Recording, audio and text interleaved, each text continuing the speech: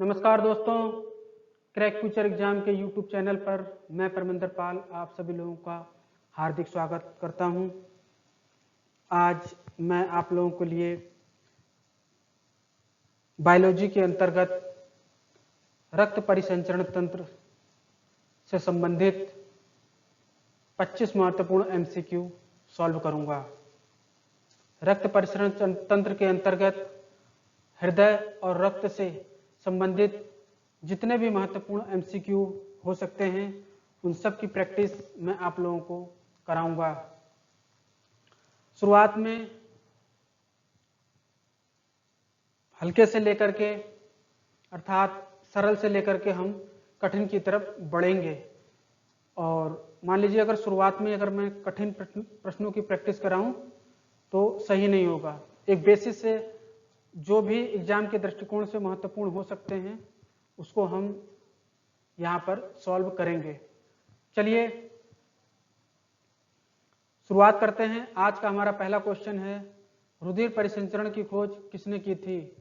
उत्तर ए है William Harvey, option B है Stephen Harvey, option C है एंटिसन हार्वे और ऑप्शन डी है रॉबर्ट हार्वे। इसका सही आंसर है वो ऑप्शन नंबर ए है, विलियम हार्वे के द्वारा रुधिर परिसंचरण तंत्र की खोज की गई थी।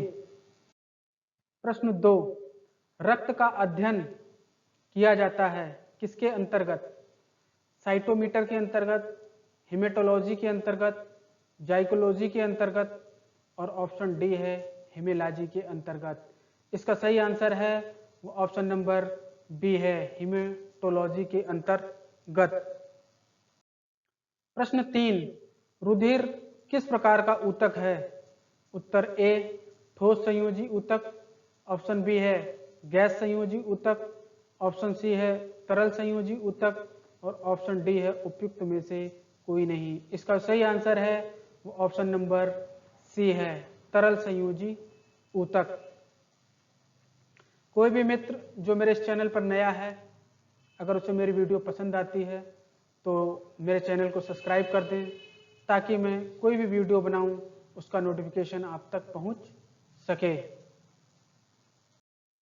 प्रश्न 4, मानव शरीर में त्वचा की कितनी परत होती है? उत्तर ए है 2, ऑप्शन बी है 3, ऑप्शन सी है 4 और ऑप्शन डी है 5। इसका सही आंसर है वो ऑप्शन नंबर बी है 3। मानव शरीर की ऊपरी त्वचा जो दिखाई दे रही है उसे क्या कहते हैं? उत्तर ए है एक्टोडर्म, ऑप्शन बी है मेसोडर्म, ऑप्शन सी है एंडोडर्म और ऑप्शन डी है इनमें से कोई नहीं। इसका सही आंसर है वो ऑप्शन नंबर ए है एक्टोडर्म। पहली लेयर होगी, उसके बाद दूसरी लेयर मेसोडर्म होगी और उसके बाद तीसरी लेयर एंडोडर्म होगी। यही तीनों लेयर हैं।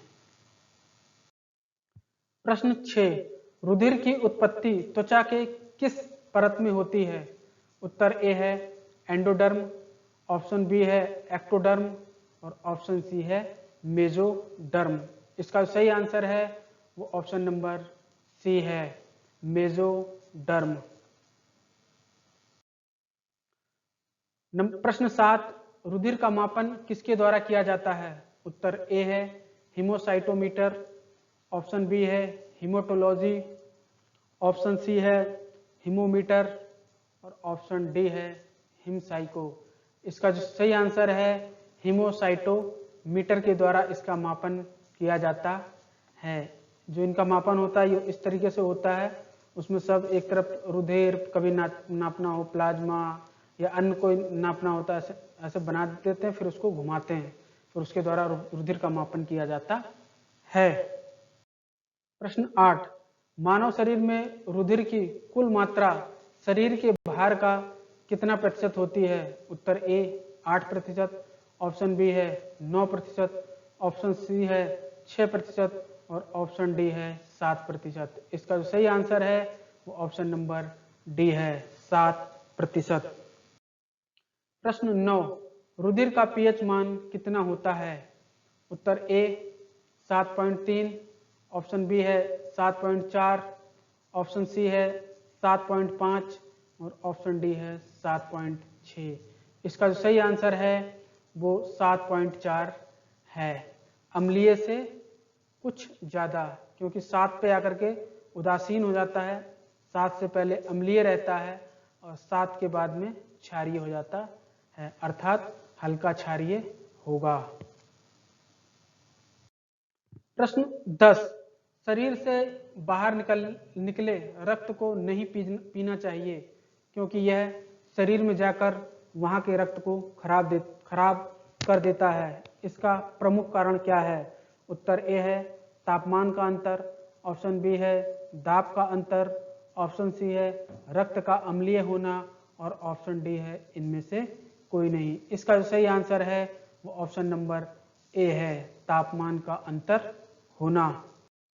प्रश्न 11, प्लाज्मा रुधिर का कितना प्रतिशत होता है?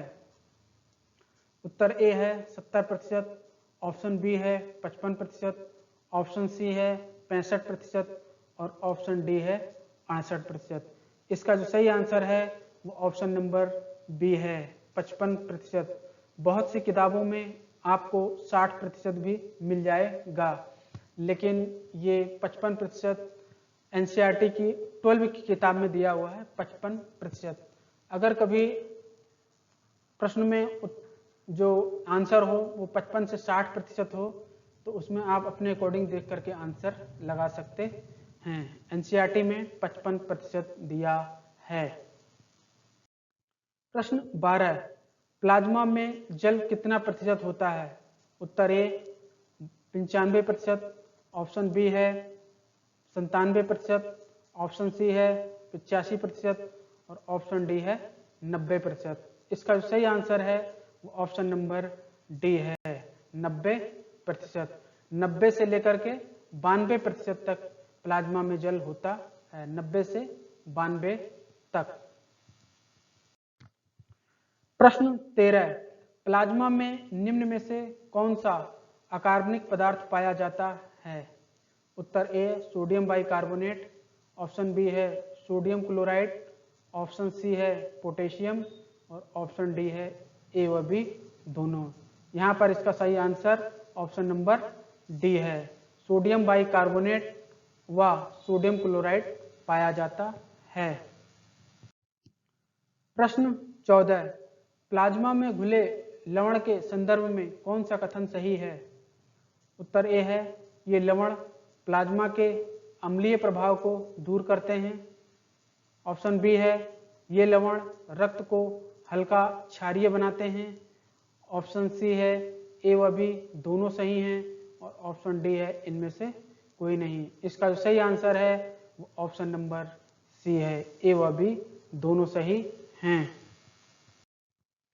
प्रश्न 15, प्लाज्मा में कौन सी गैस घुली रहती है? उत्तर ए है नाइट्रोजन, ऑप्शन बी है ऑक्सीजन, ऑप्शन सी है कार्बन डाइऑक्साइड और ऑप्शन डी है सभी सही हैं। इसका सही आंसर है वो ऑप्शन नंबर डी है, सभी सही हैं। प्रश्न 16, प्लाज्मा में कौन से प्रमुख कार्बनिक पदार्थ पाए जाते हैं? उत्तर ए है हार्मोन्स, ऑप्शन बी है एंजाइम, ऑप्शन सी है पचे हुए पोषक पदार्थ और ऑप्शन डी है सभी सही। यहाँ पर इसका जो आंसर होगा ये ऑप्शन नंबर डी है, सभी सही हैं। इस प्रकार के प्रश्नों को मैं इसलिए देता हूँ ताकि आप लोगों को एक जगह होने के बाद आसानी से याद हो जाए। अब आप लोगों को आसानी से याद हो जाएगा कि प्लाज्मा में क्या क्या पाया जाता है। प्रश्न 17, रुधिर प्रोटीन का निर्माण कहाँ होता है? उत्तर ए यकृत में, ऑप्शन बी है छोटी आंत में, ऑप्शन सी है अग्नाशय में और ऑप्शन डी है बड़ी आंत में। इसका सही आंसर है वो ऑप्शन नंबर ए है, यकृत में। जितने भी प्रोटीन हैं रुधिर प्रोटीन, इन सभी का निर्माण यकृत में होता है। प्रश्न 18, निम्न में से कौन सा जोड़ा गलत है? उत्तर ए है रुधिर प्रोटीन रुधिर का 7% भाग बनाते हैं। पुरुष में रक्त 5 से 6 लीटर होता है, महिलाओं में रक्त 4 से 5 लीटर होता है। इसका भी सही आंसर ऑप्शन नंबर डी है। तीनों कथन हमारे ए बी सी तीनों सही हैं। प्रश्न 19, निम्न में से रक्त प्लाज्मा में कौन से एंजाइम पाए जाते हैं? उत्तर ए प्रोटियल्स, ऑप्शन बी डायस्टोज, ऑप्शन सी लाइसेन और ऑप्शन डी है ए व बी दोनों। इसका जो सही आंसर है वो ऑप्शन नंबर डी है, ए व बी दोनों। प्रश्न 20, निम्न में से कौन से पचे हुए पोषक पदार्थ प्लाज्मा में पाए जाते हैं? ग्लिसरॉल प्लाज्मा में पाया जाता है, वसा प्लाज्मा में पाया जाता है, अमीनो अम्ल भी प्लाज्मा में पाया जाता है। इस प्रकार जो इसका सही आंसर होगा वो ऑप्शन नंबर डी होगा। प्रश्न 21, रक्त को कितने भागों में बांटा जा सकता है? उत्तर ए है श्वेत रक्त कणिका, ऑप्शन बी है लाल रक्त कणिका में, ऑप्शन सी है प्लेटलेट्स में और ऑप्शन डी है सभी सही हैं। इसका जो सही आंसर है वो ऑप्शन नंबर डी है, सभी सही हैं। इसको 3 भागों में बांटा जा सकता है। फिर आगे चल करके श्वेत रक्त कणिका को 5 भागों में बांटा जाएगा। प्रश्न 22, निम्न में से कौन सा जोड़ा गलत है संख्या के हिसाब से? लाल रक्त कणिका की संख्या मिलियन में होती है, सही है। प्लेटलेट्स की संख्या लाखों में होती है, ये भी सही है। और ऑप्शन नंबर सी है श्वेत रक्त कणिका की संख्या हजारों में होती है। इसका भी सही आंसर ऑप्शन नंबर डी है। अगर कभी आपसे एग्जाम में इन तीनों में से पूछा जाए किसकी संख्या सर्वाधिक होती है, तो लाल रक्त कणिका की संख्या सर्वाधिक होती है, मिलियन में होती है। किसकी सबसे कम होती है? श्वेत रक्त कणिकाओं की संख्या सबसे कम होती है और वो हजारों में होती है। प्रश्न 23, हीमोग्लोबिन में क्या पाया जाता है? उत्तर ए लोहा, ऑप्शन बी तांबा, ऑप्शन सी कैल्शियम और ऑप्शन डी है एल्युमिनियम। इसका सही आंसर है वो ऑप्शन नंबर ए है लोहा। प्रश्न 24, स्पंदन को अन्य किस नाम से जाना जाता है? उत्तर ए धड़कन के नाम से, ऑप्शन बी है लब के नाम से, ऑप्शन सी है डप के नाम से और ऑप्शन डी है नाड़ी के नाम से। इसका जो सही आंसर है वो ऑप्शन नंबर ए है, स्पंदन को धड़कन के नाम से जाना जाता है। ये 24 महत्वपूर्ण क्वेश्चन थे जो आपके आगामी परीक्षाओं के लिए महत्वपूर्ण होंगे। रक्त परिसंचरण तंत्र से संबंधित जितने भी महत्वपूर्ण एमसीक्यू होंगे मैं आप लोगों को सॉल्व कराऊंगा। आप लोगों को मेरा वीडियो कैसा लगा? अगर अच्छा लगा तो मेरे चैनल को सब्सक्राइब करें, वीडियो को लाइक करें और आप लोग मेरे इस वीडियो को अपने ग्रुप में भी भेज सकते हैं। Thank you so much.